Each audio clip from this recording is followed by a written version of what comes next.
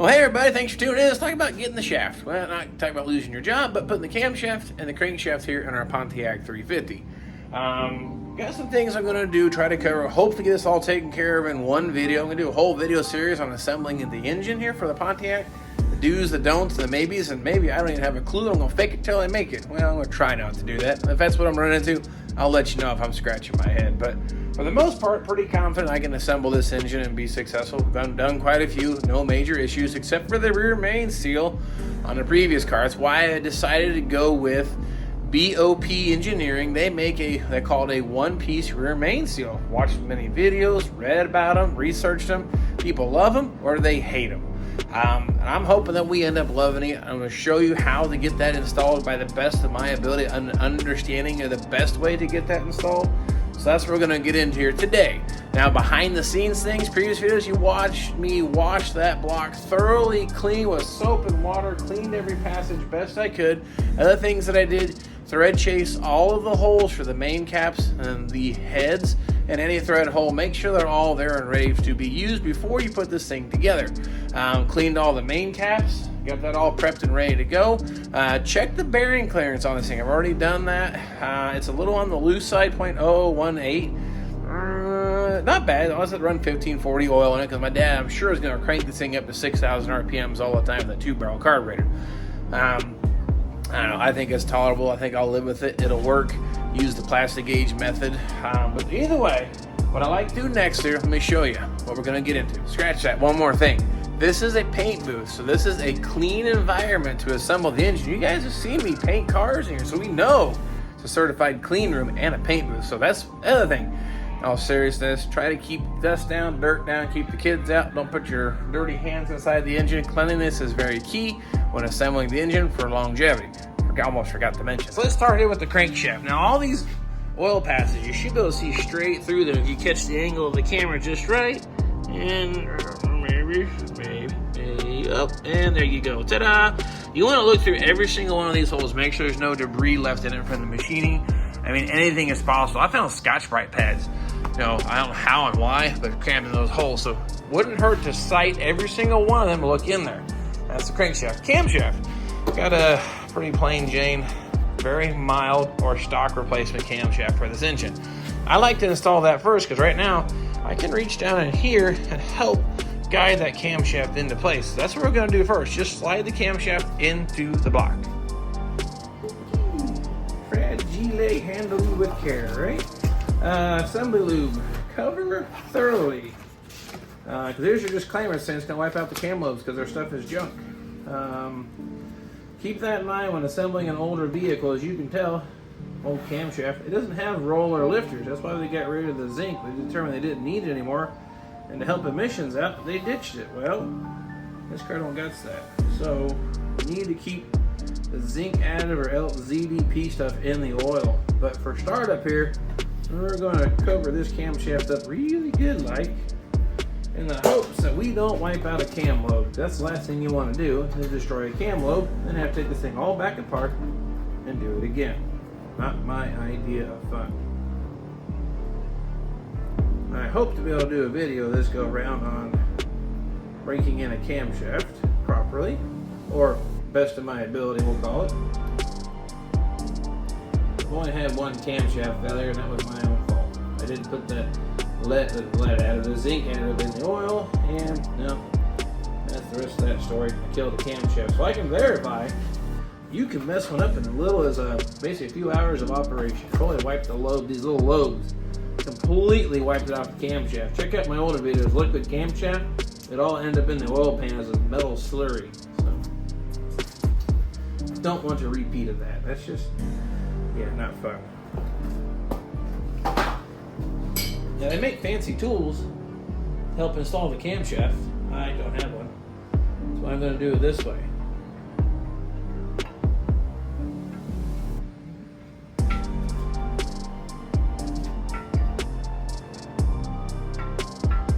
Again, now you see why I do this first. When the crankshaft's all in here, this isn't really an option.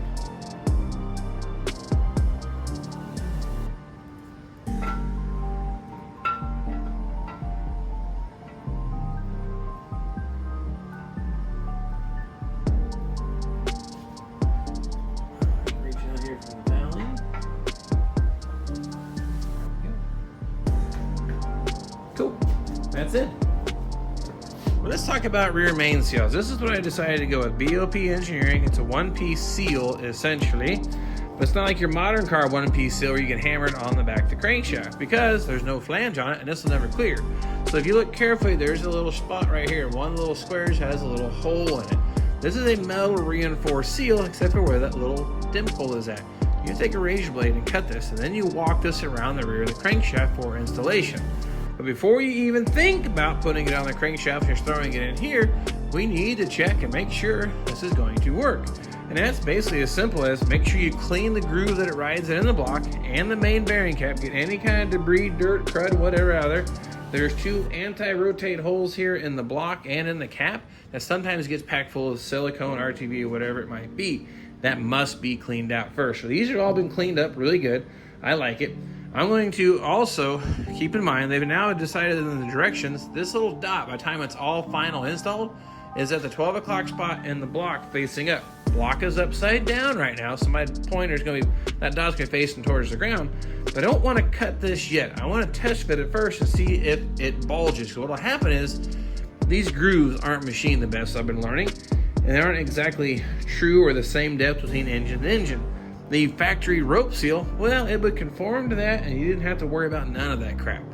Now, the rope seals, I didn't read anything good except for maybe the graphite ones. I just wasn't even 100% excited about those. So we're going to try this. Where I'm going with all that was when you put this in the block, torque the main bearing cap down. If this groove is too small of a diameter, it actually squishes the seal and causes it to buckle, which then causes that lip to have a little wave in it. And guess what? Then you have a leak. So I'm going to go ahead and drop this in. We're going to torque the main cap and inspect the visual clearance of it. Technically, there's a way to measure that, but I'm not smart enough to figure that out. So we're just going to do it the easy way. Put that in, snug the cap up. And just for you, in case you understand, these are the anti-rotate holes. That's designed to keep that rope from grabbing the crank when it gets dry and just spinning around, of course, destroying the rear main seal. These ones are cleaned out and acceptable. Now, what I've also learned, the 3-inch main journals, like the 389, 350, 400, 326 block, it doesn't have you do anything with these holes in the instructions. 3 1/4 mains, 420, whatever, the 455s and the bigger Pontiacs, you're supposed to fill in these cavities with some really good high quality silicone. But again, this design says not necessary. So I'm not sure how I feel about that. I've seen people do it both ways. But anyway, that's what this looks like. This has been cleaned and spotless. Really cleaned up real nice. Scotch-Brite pad I like to use to clean all the metal to get all the stains out, because you don't want any dirt on your bearing face, because it'll cause a dent in it, which then of course causes issues with the bearings and shortens bearing life and engine life. So again, already wiped clean and ready to go. I'll snug these bolts down. I'm not going to do permanent torque. We're just going to get it good and tight for the moment, just to do a visual inspection. And again, right now at the 12 o'clock spot is the little, should be the little extra little spot with a dimple in it. I'll make sure I did that. Too busy talking to you guys. Yep, 12 o'clock.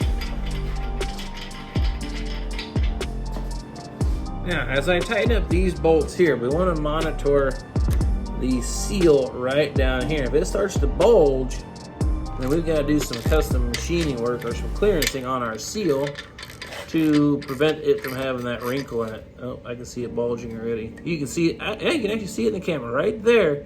You see a little whoop. Yeah, that's not good. Let me show you this side here. If I get the camera to focus, you see here, which is 6 o'clock in the world we're in right now, but it'll be 12 o'clock. You see that bulge? You can actually see a ripple, and that's causing that lip to distort. That could be a potential leak, and how they want you to resolve that is take this seal out and basically remove some of this Viaton rubber seal from the backside, so it makes the diameter smaller so it doesn't wedge out like that. So I guess we'll take this back apart and remove a little bit of material and see if we can get rid of that bulge. This is why we didn't cut it yet, because imagine trying to clearance the back of that seal in 2 pieces or cut. No thank you. I think what my plan is going to be, I got some 80 grit sandpaper there. We're just going to try to sand it to where we get these ribs just smoothed off the backside of it, maybe just a little bit further. I'm going to try how 80 grit works. But something else, a little fun fact for you. This is what they call Viaton, the material this gasket or seal is made out of. I've read articles where Viaton, you put them in dry, somehow it transfers stuff onto the crank and it helps seal it. But their instructions want you to, so this is a dual lip seal. It has 2 lips there that actually help seal the crankshaft, inner and outer. They want you to pack a high pressure grease in between them. That's not installing it dry. I'm going to go with the directions of the guys who engineered and made this, but Viaton and what I've been reading is supposed to install those dry. So anyway, let's get to filing the back side of this off, just clearance it a little bit and see how it goes. Here's what it looks like afterwards. You'll start seeing a little bit of the metal of the inner structure poke through, so there's not much material on the back side of this bearing for, we'll call it adjustments. But let's snug this back up, see how that looks. Oh, I want to clock that so I can monitor it. It's going to bulge where there's no metal, so I can put that back there at the bottom position, and I can monitor it and see if it bulges there again. Attempt number 2 looks a lot better. Get this camera to focus here. Watch that little shiny spot as I roll it across here. You'll see it distort right about there. You see it got a little bit bigger. Definitely a lot less than it was, so I think I need to polish a little more off that and get rid of that little bulge. Oh, there we go. All right, round 2 complete. You'll see a little more metal exposed, so we removed a little bit more of that material. You can see now that's the gap in the metal. You'll see the little holes punched there. Also, I should mention there's an orientation. Side facing out of the engine, side facing in the engine. These squares go towards the rear of the car, so that's the orientation of that seal. So let's go ahead and drop that back in. Put our little dimple there inside the block, and let's snug that cap up and take one last look. Hopefully this round takes care of it.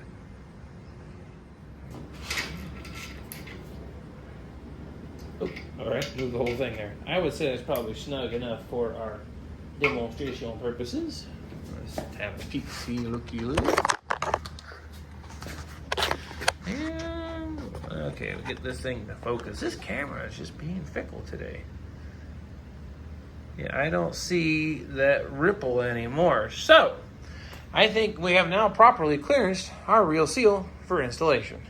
Okay, now we're going to pop that back loose. The next step is going to be get a brand new super sharp razor blade to cut this with, because the idea why they don't come pre-cut, I think, is kind of like they just don't want that to, it makes it hard to sand, I think, or if you have to modify like I did, I think it would make it very tricky to hold that to kind of keep it turning evenly.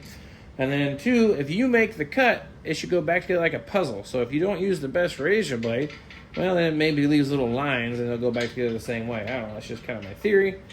But what we need to do next, though, is go ahead and get all the main bearings laid back in the block, the bearing inserts, and then get the crankshaft ready to lay in there, and then we'll go ahead and proceed with maybe getting this crankshaft put into place.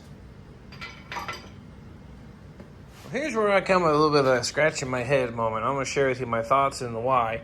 But after machining the backside of the seal off, I feel that was actually helping squeeze the seal, which in this back edge you can see is taper, so it actually wedges into the block to help seal. That's why they're saying don't add sealant, I think, because it would have held nicely. But being there's some metal exposed, I kind of feel like this has just a little more wiggle room. Now, granted, the cap tightens down, it's going to help, but I think I'm going to go ahead and put just a little bit of some special oil pan sealant, just a little really thin coat in that groove, and go ahead and fill in the anti-rotate holes as if it was the larger Pontiac 3 1/4 inch mains. I think I'd feel better about that. So if it leaks, that's the why, and I'll keep you all informed, but I think I'm going to put a thin coat inside edge, outside edge, and then fill those holes in. So that's just my thoughts. We'll go ahead and get now the main bearing inserts put in.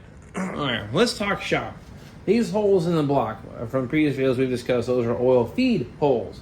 That's how it gets oil through the block into the lifters and mains and etc. This is a thrust bearing. Instead of being a normal bearing where it doesn't have the pieces on the side like this here, it has these pieces here that keeps the crankshaft from walking forward and backwards. So this is one that's different. It rides on cap number 4. It's machined that way, you'll see it. But the other thing that we'll also see is this right here. You'll see a groove through the center of that main bearing cap. That main bearing cap, back to what we just discussed, is for oiling. Now, you can see this groove doesn't go all the way around. It's kind of tapered, but when you put the pieces of the puzzle together, you see they line up and it goes around. Now, you can buy bearings where this groove is 360 degrees all the way around, or buy them kind of like this. I think there's really not enough difference on a standard performance engine that I don't think I'd worry about it. But the complete groove all the way around would mean that you always have oil going into the crankshaft and always going to the rods. But then you also have potential for more oil leak or less pressure. So it's give and take. So I said for a stock factory rebuild, this is probably sufficient. Or if you got the rings all the way around, high volume oil pump probably wouldn't be an issue. But again, cleanliness is very important. We don't want any dirt on the back side of our bearing inserts. So make sure they're clean, make sure the block is clean, and you just roll these things all right into place. And again, bearing 4, which is this one, has the thrust face on it. So, all right, there we go.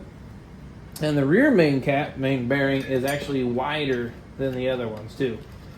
So it's kind of self-explanatory. It's only going to go in one spot.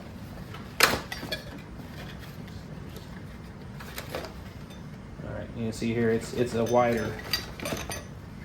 It's much wider. Again, it has the bottom half, and this is the groove the oil feeds through. So I'll get these all put in, and then we'll get ready for the next part. Got my crankshaft sitting on the Yes Welder work stand. Yeah, I have a Yes Welder to do some demoing on at some point now. Let's talk about assembly lube. This is actually engine assembly lube, designed to do exactly what it says. There's many different flavors, many different kinds, but never, ever use red bearing grease like I have sitting out over there. You see a tub of grease? Don't ever use it. Yes, it's going to stick to your ribs and stick to the parts, and it's going to hang on. It's probably going to lubricate okay until it turns into a gel and plugs up your oil filter and gums up the works and destroys your new engine. Vaseline and lithium will dissolve. You could probably use that in a pinch, but I like some assembly lube. It's designed to do just that. This one seems to work pretty good. We use it at work. Is it the best stuff? I don't know. Is it the worst stuff? Not a clue. But it definitely better than just using grease. Don't ever do that. So I'll coat these liberally in preparation for our next part here. The goal is now I'm going to have to cut that seal and walk it on the back of this crankshaft. I'm going to use a brand new razor blade. Moment of truth. It's only a $100 seal, they say. But we're going to go ahead and just slice and dice it, I guess. Time to peel the Band-Aid off. Ta-da. Again, nice, straight, vertical cut. Nothing special. Should cut right through. It's kind of like, yep, just like butter. That worked out nice. Okay. Now let's see. It is a 1.5 piece rear main seal. Next step, I want to go ahead and pack the groove like it says in the instructions. Just a real thin layer of grease to fill in between the two lip edges there. And then I'm going to put my little bit of right stuff here. I love this right stuff, but put that in that groove, just a real thin coat to help seal that up.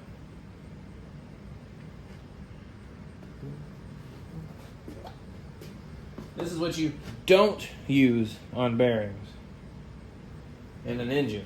Wheel bearings? Sure. Axle bearings? Yep.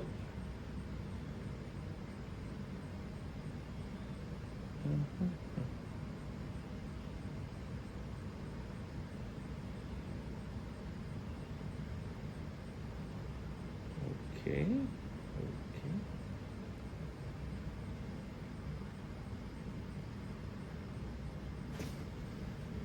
Go more here. Alright, now she's all leveled off between the two grooves. I'm ready to put this down here on the crankshaft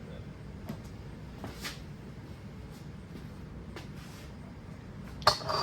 Now this is just a little, I think you used the word slinky in the daggum directions. I'm not sure if that's a trademark or not. But that's the idea, because you've got to get it over the end of the crankshaft. And of course, make sure you orientate it the right way. Squares face towards the flywheel side of it. Yikes. I don't want to force that.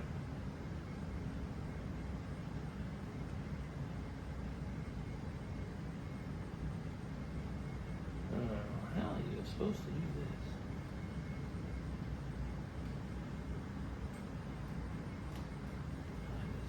That is pretty ignorant. Okay, she's in place. I can't say that I love that, but it's on there. Alright, now, gotta turn this around and go the right way. I'll go ahead and pack the block and the main cap with my RTV now.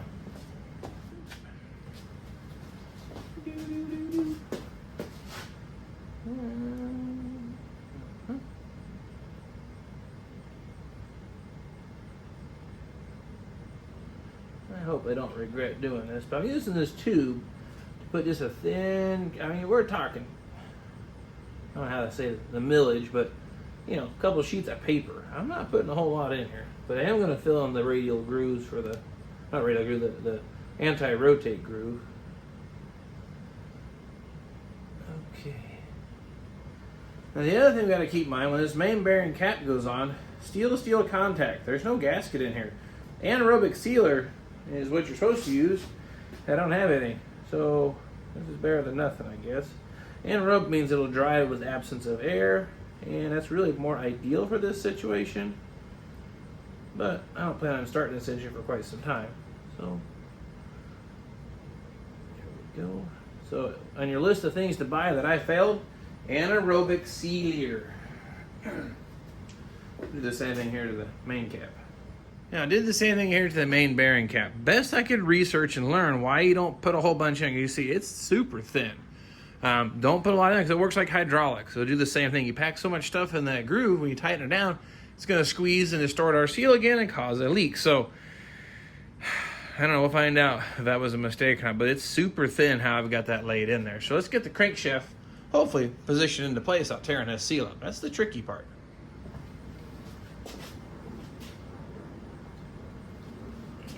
I have seen some people use a engine hoist with the ratchet strap as a guide to help kind of get this thing into place the first try. We're gonna give her hell here and see what happens. Oh, it's snug.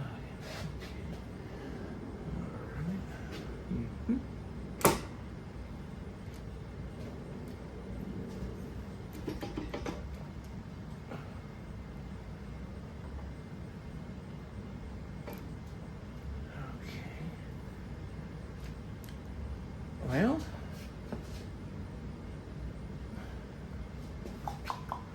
I don't see the seal hanging out anywhere. Oh, I think call it mission success. I don't know. I'll show you what we have here. Well, let's talk about what we see. It's in the groove, looks pretty good. See those little serrated lines at an angle? That's factory. Now, if those are very aggressive and sharp, I've read it can destroy the Viton or rubber seals. But I've also read it works just fine. So I guess the thing to do, if they seem real aggressive or sharp, they talked about filing those down. Forgot to mention that earlier. But the other thing about it is this has the dual lip. The one-piece seal, I should stress that, not the two-piece one, but the one-piece one has two lips. So the inner lip is just barely riding on those serrations. The outer one rides on the smooth part of the crankshaft. So that was one of the other reasons why I went with the one-piece seal. The best of my knowledge, the two-piece only has the one lip for sealing. So anyway, that's how she looks. Got my sealer all ready to go. I'm going to drop that main bearing cap on and get it snugged up and see how that goes. Okay. Now, as long as that lines up in that groove, you can watch it through that window. Okay.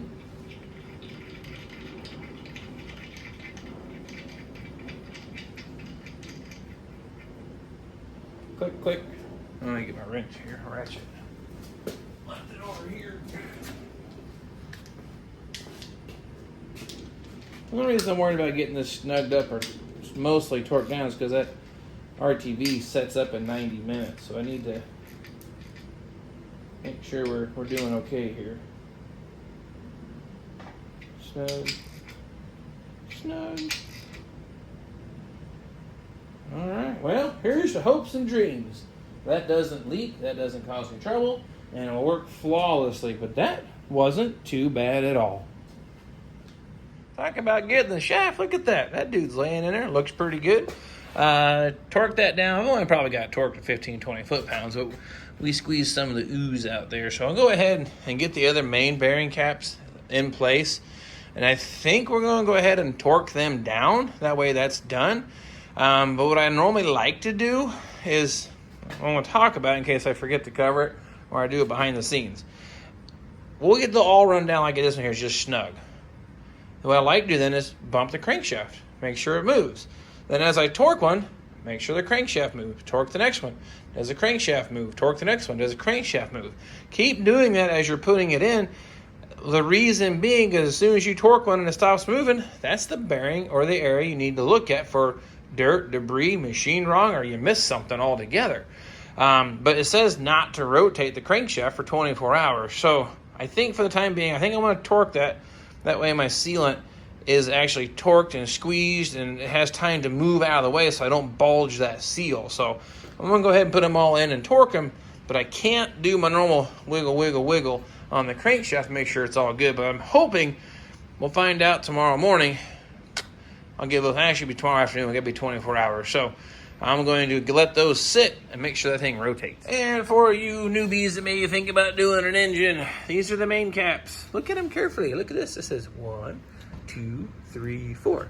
And those are in particular order and orientation. Plus, they need to be correct for this block. You can't just put any main bearing cap on any block. These ones are machined to this block. That doesn't mean you can't have them remachined or working, but keep those in order and with the original block. All right, let's talk about, got these all snug. The 4 main bearing caps, not rear main, but the other 4 main bearing caps are torqued to 100 foot-pounds. So let's see about doing that. All right. You know, I'm feeling pretty good about this whole ordeal. I mean, I almost want to break out in song or something, or sing a song. Since you mess with the crankshaft and the camshaft, kind of makes you think of that. You know, she got the gold mine, I got the shaft. I think we got it right though, so I won't hurt your ears. I won't like daggum singing, but I don't know, feeling pretty good. I haven't built an engine for quite some time, so this is kind of fun. Yeah. The thing about it though, like I said, I normally get the satisfaction of knowing things are going great or not. If we actually did get the shaft on this, will that crankshaft still spin? Okay.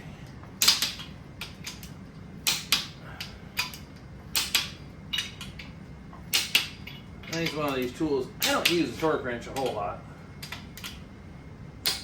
but when it comes to internals on an engine, yeah. Okay, 100 on those, 120 on this guy here.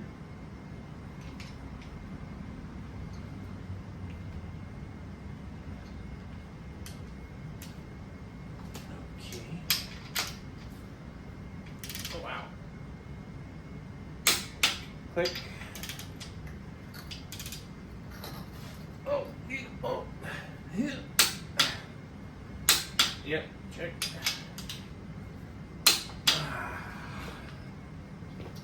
Look at that.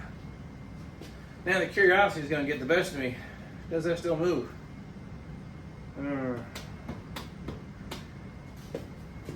Oh, heck, why not? We're just going to call this just because.